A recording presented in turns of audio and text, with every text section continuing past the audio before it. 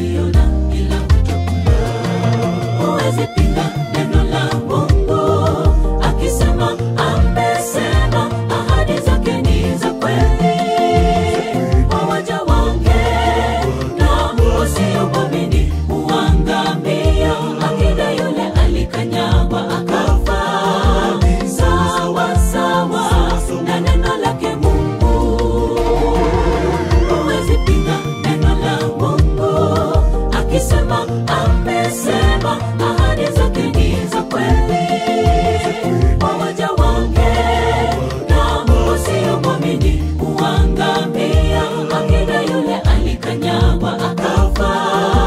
Sawa sawa na neno lake Mungu.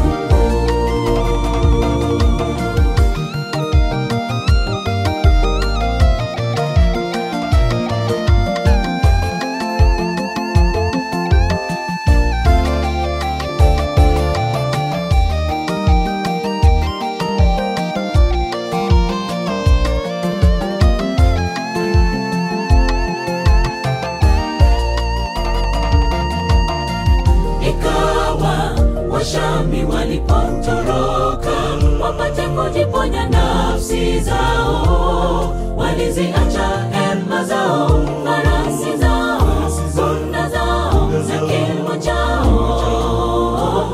Neno la Bwana likatimia, alivyonena Elisha.